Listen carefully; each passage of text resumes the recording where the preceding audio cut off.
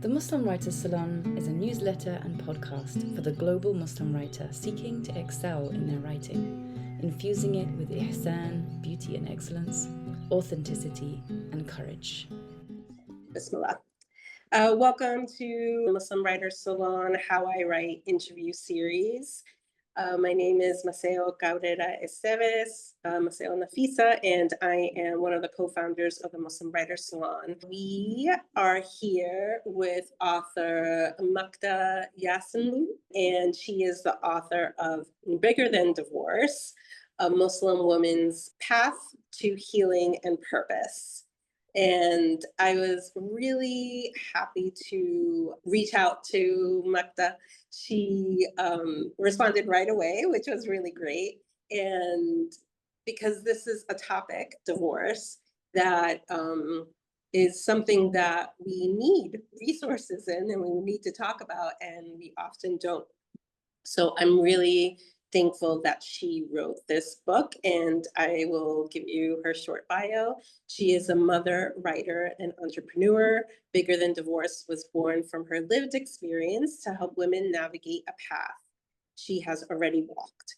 She lives in Southern California, where she and her daughter love exploring libraries and bookstores. So, welcome. Thank you so Thank you so much for coming. So tell us a little bit about you.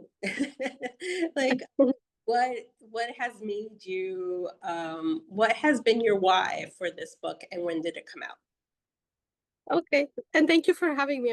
I'm more excited than to be here. So I'm just a regular woman, living the day-to-day lives of just dunya, right? I am, like you said, I'm a mom. I work. I also have a 9 to 5. Now I just wrote and published this book, so that's just a little bit about me. So the why is, as you said earlier, the lack of resources, right? When I was going through my own divorce, it was a really miserable time for me, and that's something I looked for, right? Resources to help me process. I went to therapy for a while, but that wasn't sustainable for me because I was paying out of pocket, and then I would talk to friends and stuff.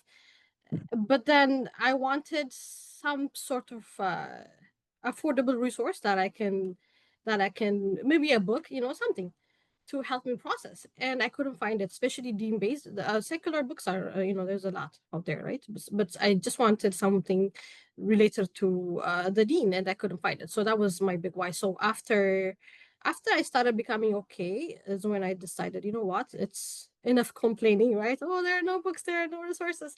Like, I saw the need, and what did I do about it, right? So that just made me think, okay, that this is a need.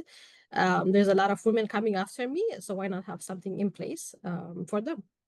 So that was the big why. Mashallah, that's really wonderful. And so how long did it take you to get from, okay, this is an idea, and to write the book, and then to start your publishing process? Oh gosh, so 2021 is when I started. 21, 22, 23, 24, like 5 years. So I started writing. So when I started writing, I didn't know it was going to be a book, right? It was me just journaling a lot. That's how, like, when I was going through feelings, and I would just journal because it just helped me process those feelings. And the very few entries are rants. I'll be very honest with you. He said this. How can he do this? And how, but I mean, just those types of rants. And then whenever some big feeling came over me, like it could be anger, grief, whatever, and something that I heard made sense, I would write about it too. So, that's how it started. But I never knew that it would be a book. And then 2020, like, after, at some point, there was this masjid, an online masjid. What's the name? I forgot. Somewhere in Delaware. Imam Shadid Muhammad's masjid. He was asking for articles for his masjid. So he wanted to do like blog posts from guests on his website. So, at that point I was kind of okay. So I said, let me just write a blog about getting over, handling divorce from a woman's perspective.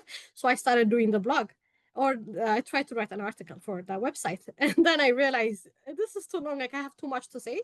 and the blog is only a few hundred words. So that's when it hit me, oh my gosh, I actually have enough material for a book, and this needs to be a book. So that's when the idea popped into my head to just turn it into a book instead.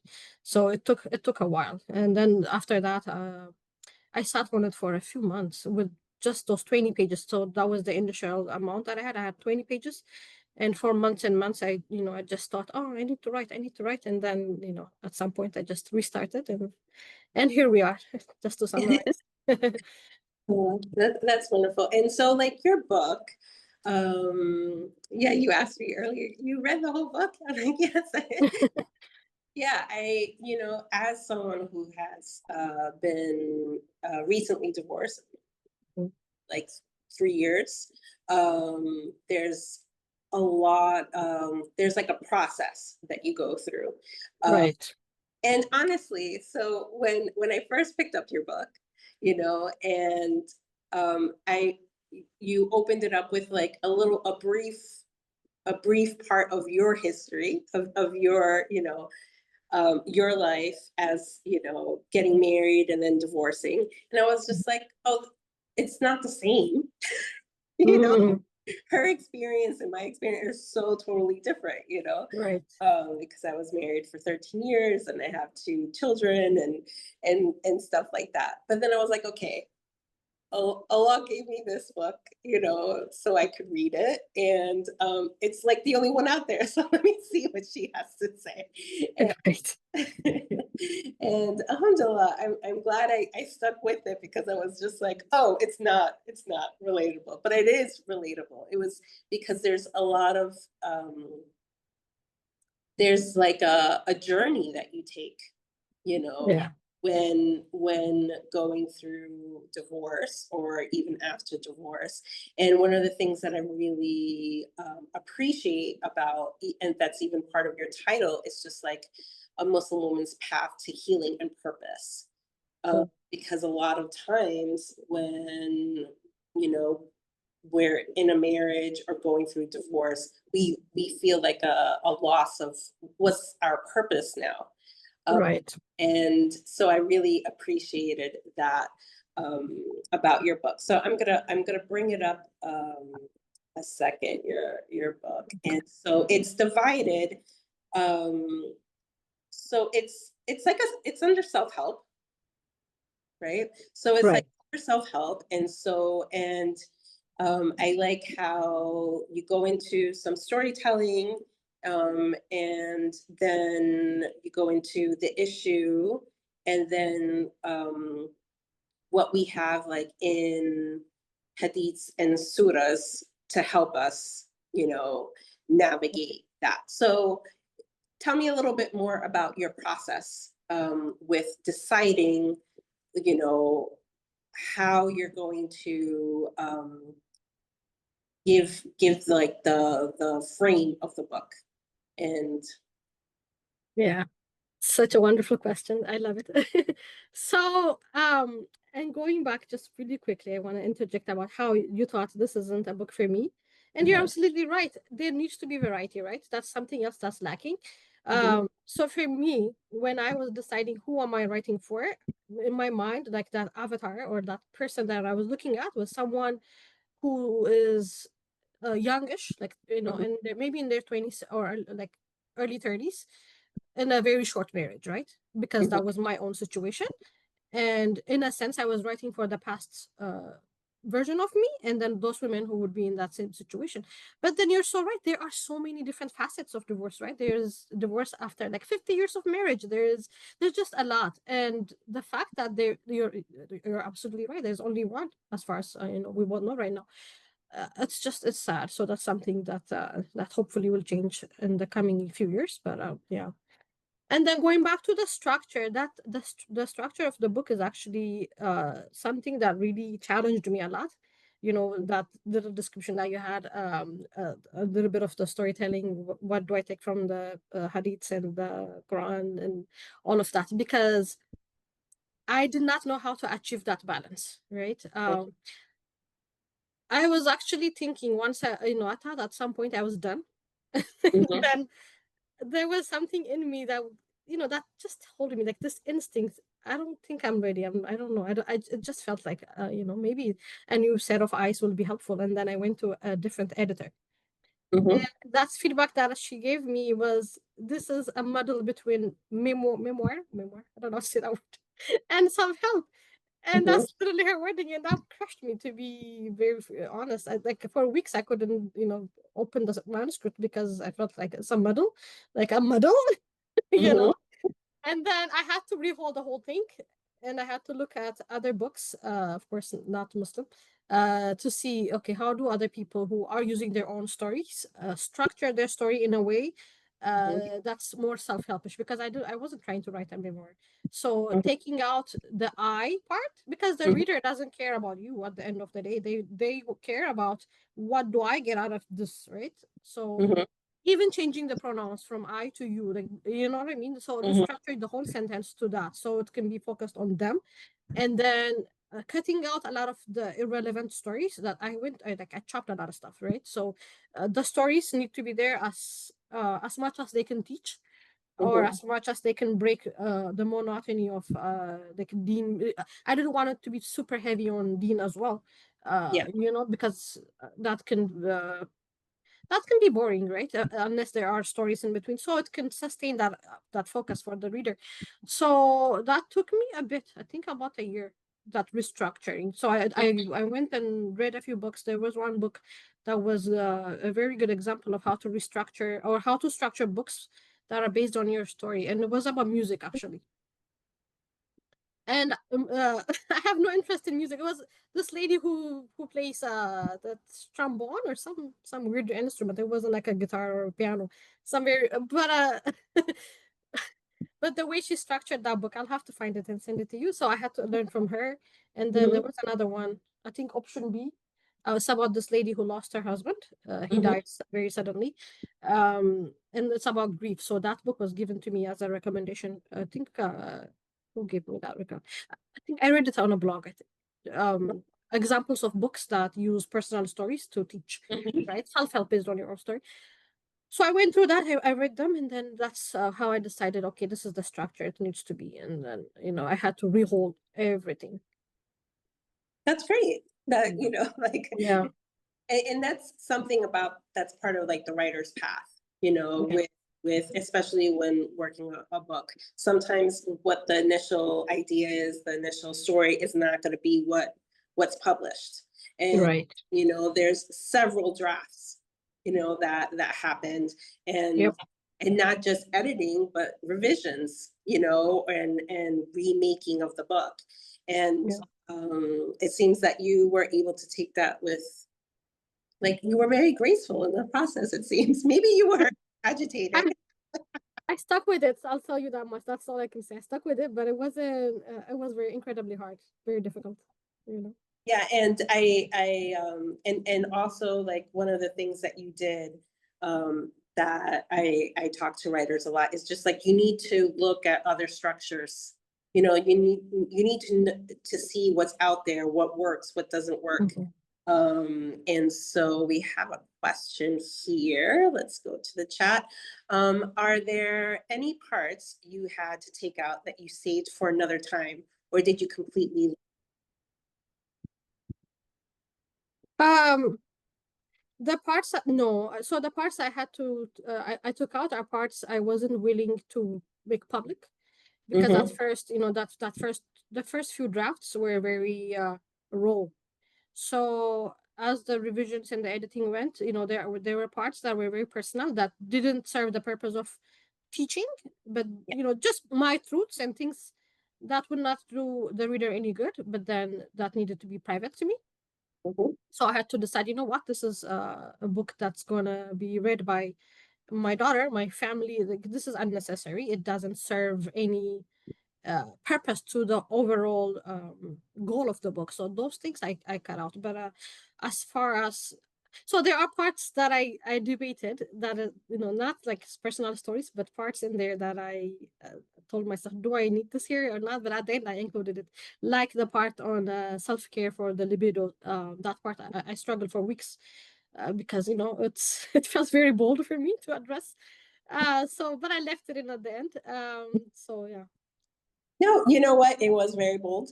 And I definitely appreciated it. Because it's also a conversation that we don't talk, like we don't say, like Yeah. it's difficult. You know, Right. after you Yeah. get divorced, it's difficult, so how are Yeah. we gonna deal with that? Right. Right. So I just want to go over the parts so people who are here could see could hear what the table of contents are. So you have how many parts? It's two or three? 3 parts. 3 parts, yeah. So your table of contents. So the part one is lost, right? So like the first chapter is broken by divorce, right? And then the Yeah. stages of grief, anger and backbiting, thoughts on revenge and justice, and then divorce and stigma. I think that this is a big part of why we don't talk about it, is because of the stigma around. Yeah. And then facing the stigma. And then the third, the self, what makes up a human and defined by circumstance. And fulfilling your ultimate purpose, humanity's purpose as a whole, life's purpose in the context of divorce. What can divorce with purpose look like? Divorce and duty as a Khalifa, and self-worth. What do you base your worth on? Generating self-worth, mistakes in self-worth. Part two, finding the path, accepting qadar, regret, accepting your ex-husband. It isn't personal, being kind, not my cup of tea. Your ex as a father. And this one's my favorite. This one's my favorite. And it's taking accountability. Okay. Which one is Because, your favorite? The accountability? no, yeah, we're taking accountability. Oh, okay. Because in your book, one of the things that I liked about what you talk about is like ignoring your intuition. Sometimes there's like little signs that we get. It doesn't mean that the person is a bad person. Sometimes Right. just that they're not a good fit, right? It's not, Right, exactly. and we kind of see it, but we ignore it, And then you go ahead with it. Yep. yeah. And so I really appreciated that because that stage I feel is really important, because even if you wanted the divorce or didn't want the divorce, there's something, like we all have a part in it, Right. and taking Yep. accountability that maybe, like for me, that I didn't listen to myself, Right. and I saw some things and it didn't work, that I should have talked to other people, but then there's Yep. that stigma, right? Yep. So Yep. so That's I right. really appreciate, like, you have a chapter on your shadow, your triggers, being introspective, and then like surrendering to his plan. It's, to Allah's plan. And then you go on from there. And then the part three is embracing the journey. And yeah, this is all the different self-care that you have. And so why did you decide? So with self-care, you have it in different sections. So you have of the heart, nafs, intelligence, your body, your libido. So why did you decide those? Because going back to that chapter 2 very early on, talking about who are you in the first place, right? So the different parts of you, once you realize I'm a very complex being, then your self-care will be different accordingly, right? So taking care of each parts of yourself is going to look different. So that's why I broke it up like that. Sometimes, you may feel off and you don't even know why. It's not just the physical, maybe it's not the physical discomfort that you're feeling, maybe it's I don't know, maybe your heart needs something.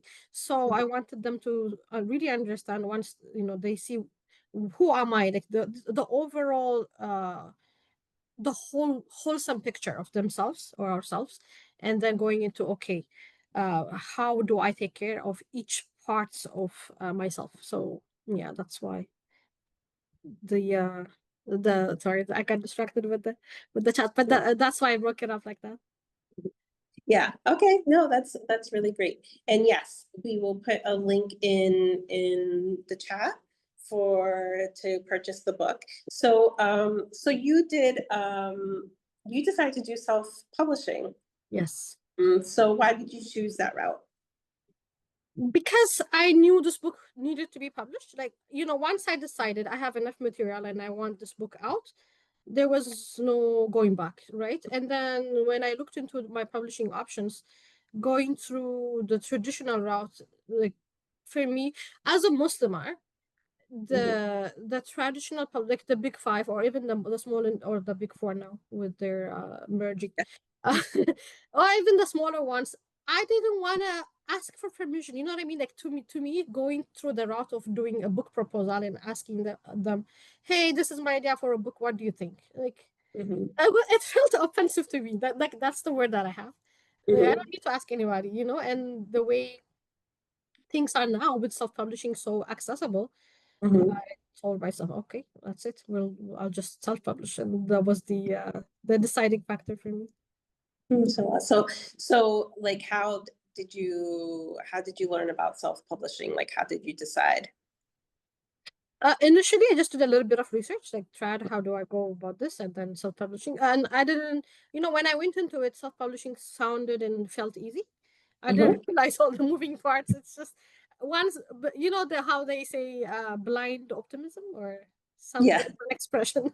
So I had that optimism, and I'm glad I had it because it kind of pushed. Just how you throw a kid into the deep end of the pool and you're like, so that's how it felt. So I just once I got it, it's like, oh my god, it's actually not straightforward as I thought it would be. So I just figured things out as I went, whenever I had issues. A lot of Googling, a lot of Facebook groups helped. Yeah. Because, there's a bunch of people who have experience with multiple books. So that's how I finished. And so with the self-publishing, who were the people that you hired? Like did you hire an editor, a book designer? Like what did you? Yes, I had everything. I had 3 different editors. So this could be it could be fear or it could be perfectionism, whatever, right? I just did not feel ready. So that's how I went through several rounds with all 3 of them. Okay. So I had 3 editors. I did have a book designer. Don't laugh, but I had two covers. This is I had another one before, and then after we finalized the cover, I decided, you know what, I don't think I'll go with this one. So I ended up finding a new one. But then, I wasn't happy with some of well, okay, let's not get into that now. But I have 2 designers, and then what else? What else did I have? A formatter. So already like 3 different types of professionals. A book coach. I had a book coach too. So yeah. And so were their editors Muslim? Yes. Yes, inshallah. And so I would think like with this, it would have been important for you to. Yes, very, but it's because it's very heavy on Dean, right? For me, for this book, I don't think a non-Muslim editor would work because, having to explain even a simple thing as, well, what is SAW? I mean, like all those little, yeah, I didn't, yeah. And then, because they're already familiar with the Dean, even when I say something that's religious, the way they challenge me and someone who has no idea what Islam even is very different. So Yes, that's very important. that's great. That's Yeah. great. Then like what do you do to market the book? That I still don't feel like I'm doing enough. All I did was a few social media posts. I do have an email list that I started before the book was published. So my plan was before the book is even published, doing, like blog posts and guest articles and all of that. I didn't do I didn't do it. But I wish I had done it because it would make things so much easier. You learn from your mistakes, right? But anyway, I have that email list going on. I have, I think, about 3-4 different lead magnets. So for those of you who are not familiar, a lead magnet is just like a document or something free that you offer for people so they can be on your email list. So the email list was one way to market. And then social media, word of mouth, friends, the community here in locally Southern California. That's the extent of what I did. But yeah, it's not enough because it's writing the book and publishing is one thing, and marketing is a whole other beast as I'm learning. So It's another beast, and yeah, it's also it's not like just because you didn't do all those things before doesn't mean that you can't still do them now. Like, Right. So you true. know, Yeah. like it's relevant. The book is relevant, like Yes. so whatever, the more you get it out there, it's inshallah, people will get to it and it'll be very useful for them. Let me try to see. There's a couple of things in the chat, but I'm having trouble getting to my chat okay, here we go. Okay. So we got who are the big five, and then which I'm about to answer. Random House and Schuster. I think Macmillan. Is Macmillan one of them? And Penguin. Oh yeah, I said Penguin. Penguin is a Random House. yeah, Is Penguin. Penguin. that's Random House is right. Simon and Schuster. Yeah, Penguin, Random House, Simon and Schuster, I Macmillan. forgot to.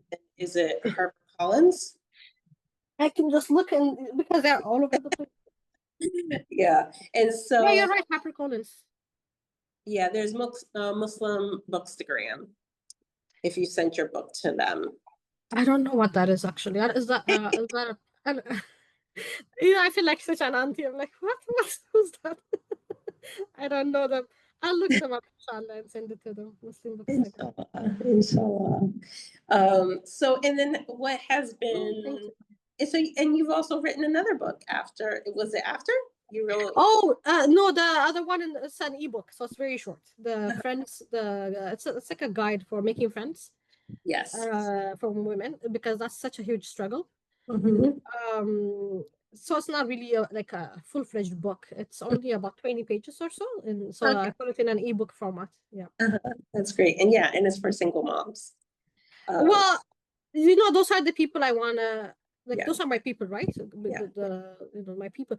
But the making friends is really for everyone. Like it's for women, but that's how I am approaching it from that lens as a Muslim single mom. Yes. So yeah. That's great. Yeah. Okay, so Dara asks, out of curiosity, how has your family and community responded to your book so far? So before that, there's an by Huma. Huma, how was your writing routine? So Huma, my writing routine was mostly mornings.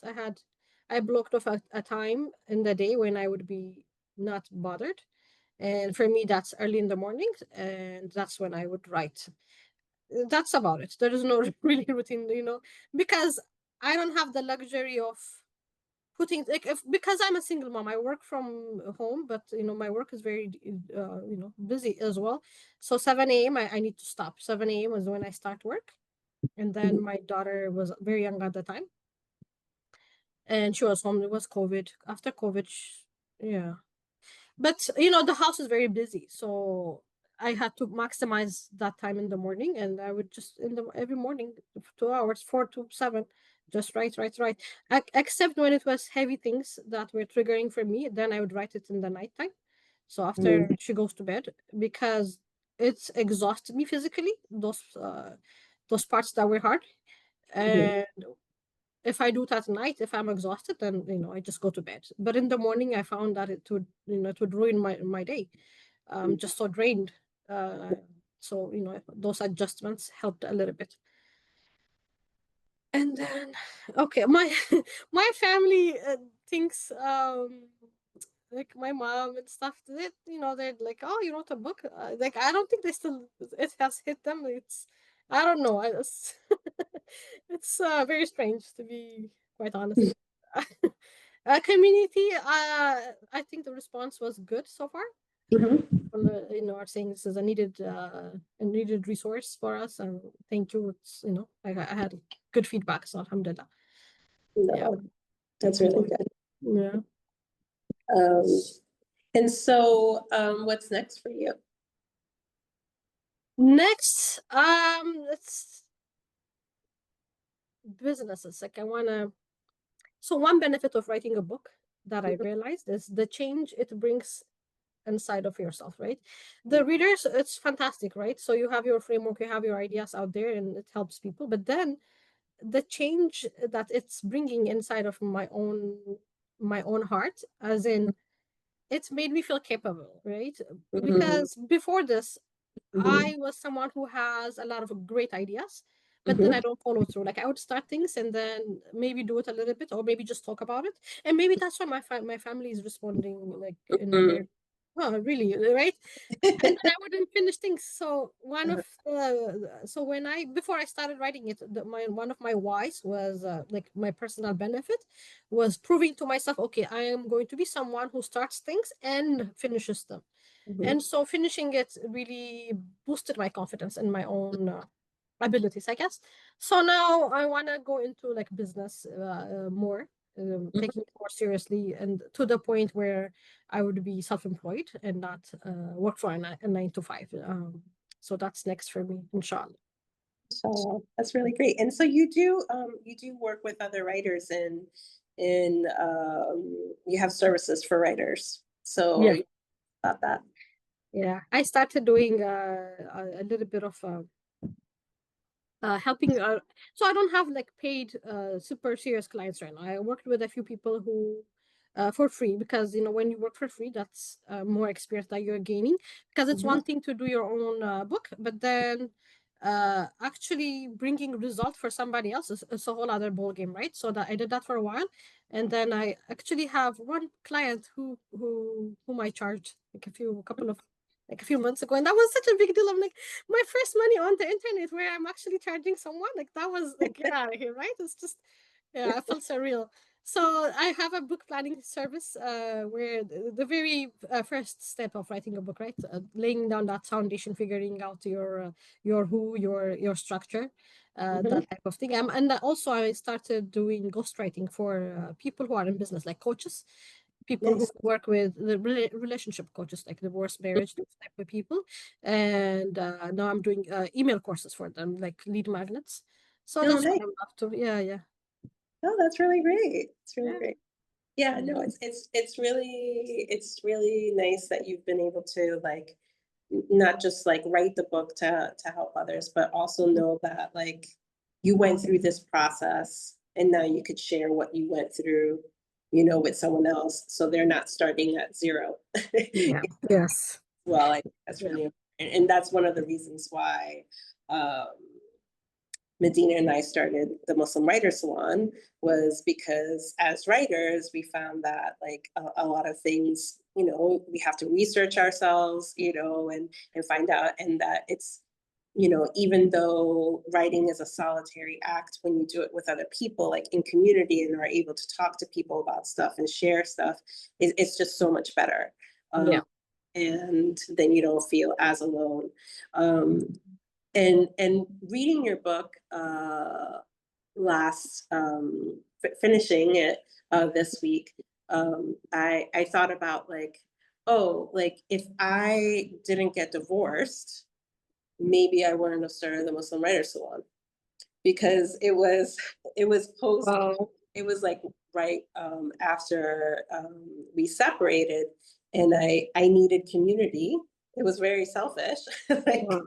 I Oh, it's not though. to the US, from the US to Portugal. So I Okay. didn't have community there, and I needed Muslims.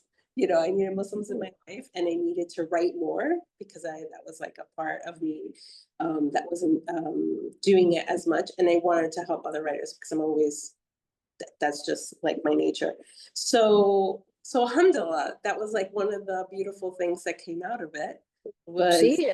yeah, it was just like, that was part of it. It's just like, Yeah. you know, I used that to do the Muslim Writer Salon. Yeah. So Give you a gift. so see, like reading your book and seeing my path, it's like it's good. So I highly recommend the book. Mashallah. Because It gave you a gift, you know, I your was like, journey oh, is. I wish I would have had this a couple of years ago, because it would have been helpful. Yeah. So, okay, Farah wants to say, to everyone, that bigger that should be recommended for women or even men contemplating divorce. Some of the most poignant portions of the book for me were those on how we should behave towards our soon-to-be ex. Yes, our dean teaches us to be married with Ishan and to divorce with Ishan. Reading your book after the fact taught me what I should have done and how much better it would have been. Yeah. Mashallah. Yeah, that is definitely the dealing with the ex. Like just remembering even the like giving salams, right? Like, Yes. like doing that. And just knowing, like I loved how you put it. It was just like it's not about like, oh, I don't want to give salams to him, or or vice versa. It's just like I'm doing it for Allah, like Right. doing this is a Yep. command from Allah. I'm doing it for Allah. And then when you change that, it really does help, like Mm. so I think that is really important. So there's it's definitely a book to recommend to people that are about to or are going through it, and also like just to read, because if someone is going through it in your community. I have so many friends that have been divorced. We've never Mm. talked about it, like we never talk about it. And so like if we have a bigger understanding within the community, then it's a much easier way to talk about it. And as you said before, like, yes, I haven't seen it. I haven't seen another book this way. And there's a lot of different ways to write about divorce, about the Right. experience. Everyone goes through it differently. Just because there's one book doesn't mean that there can't be another 10, 15, like, Oh, there needs to be yeah, another tip. yeah, Yeah. yeah. So, mashallah, like you were, inshallah, that this will inspire, this will inspire others to want to write about their experience. That's one of the things that I thought of after, like, I'm like, oh, maybe with this interview, it'll spark, like, maybe we could do a writing circle for women who are divorced, just to be able to, like, be in a safe space and just write, That's like, such a great idea. Yes. yeah, That's just very write. cathartic. You don't What's that word? publish Healing. it, you don't have to, like, but just to be able to get your story out, or things that you would want to tidbits that you want to share with someone else, like Yes. advice for someone else. Ambata says, I love the idea of a writer's circle. Okay, Ambata, we'll do it, inshallah. Because we just need to do it. Inshallah. Yeah. It's such a great idea. I love it. Yeah. It's Yeah, needed, yeah, It yeah. helps to write about those big feelings. Yeah, big feelings, and just, and just kind of like have a safe place to witness your writing. Right. And Yes. part of the why we did the Muslim Writers Salon too is just like I went to grad school for creative writing. And Mm. so a lot of times people reading my writing, like they just didn't understand, And so I was Yes. just like, okay, I just want to like have some people understand my writing, Yeah, you're all people. Yeah, you're right. instead of critiquing that they don't understand. Yes. Oh my God. So Yeah. true. So does anybody have any questions for Magda? You could unmute if you want, or put it in the chat. You could, if you're putting in the chat, if you can read, just let me know, put a heart. I have a question. Yes. Mhm. Did you kind of feel like the writing process was cathartic for you? 100%. That's that's the whole. That's how it started for me. Because when I first started writing it, I wasn't trying to write a book. I was just processing my feelings.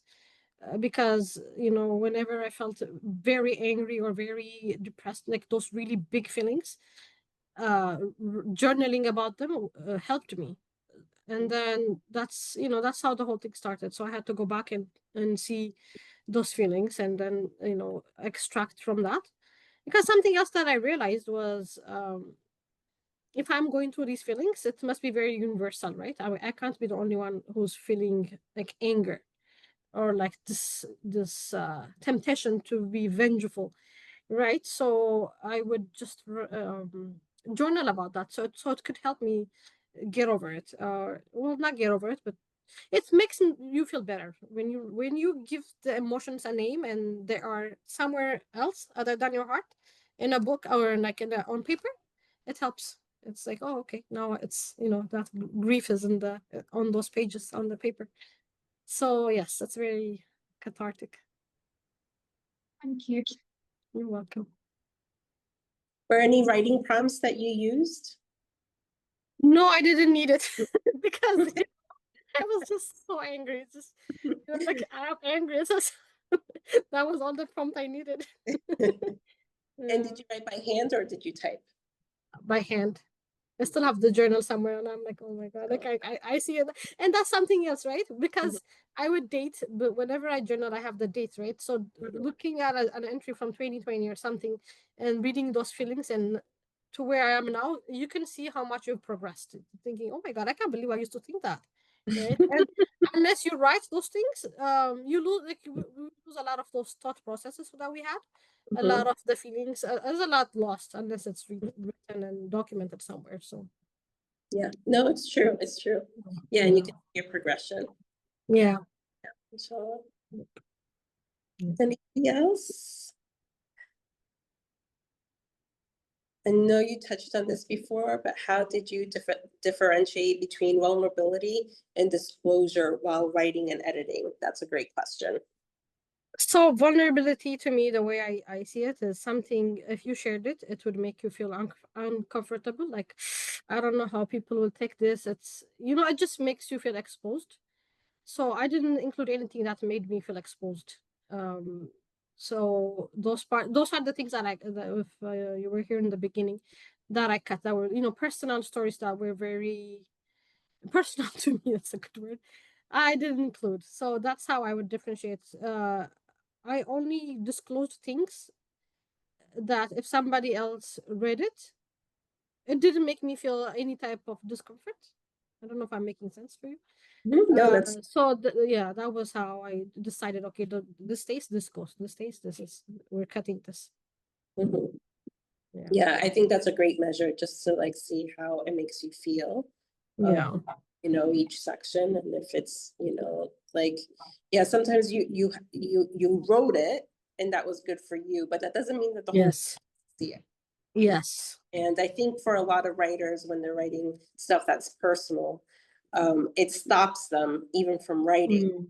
They're thinking about like, oh, who's gonna see it, and it's important for you to just write, and then you don't have to include everything. Yeah. Exactly. You can chop later, at the very first few drafts, you have everything in there, and then you decide later on what needs to go. Yes. Yeah. These are some great questions. Anybody else before we go?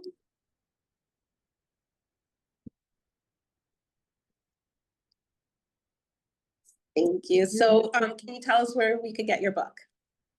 Yes, I have a website. Let me type it in the chat. I have shipping for the US and a few other places that offer shipping. Wherever Lulu is, I have shipping. Oh, Lulu, that's great. Yeah, because it's for Europe, you can use Lulu. Oh, nice. Okay. Wherever you guys are, just check if it offers you shipping, and then you can get it there. Ebook is anywhere you buy ebooks from, it should have it, inshallah. Inshallah. Yeah. That's great. Yeah, so thank you so much. Thank you. Really happy that we got to spend this time together, and that Allah has gave you this mission to write this book. It's I highly recommend Bigger Than Divorce, a Muslim Woman's Path to Healing and Purpose. Thank you. Thank you for having me. Yeah, you're welcome. You're welcome. And I just want to, for everyone, thank you for joining. And please stay in touch with us at the Muslim Writers Salon. We have a Substack if you haven't subscribed yet, and we post our events and writing tips and a lot of fun stuff. And we have a membership community, and we're opening it up soon. And we also do book coaching and writing workshops. And we have a YouTube channel, and you'll see this recording in about a week on the YouTube channel. So please subscribe so more people can know about the Muslim Writer Salon and the book Bigger Than Divorce. So thank you so much, and Thank you. God bless all of you and your loved ones, and may your hearts be full of light, and may you always feel loved. Thank you so much. Thank you. Assalamu Thank alaikum. you. Bye.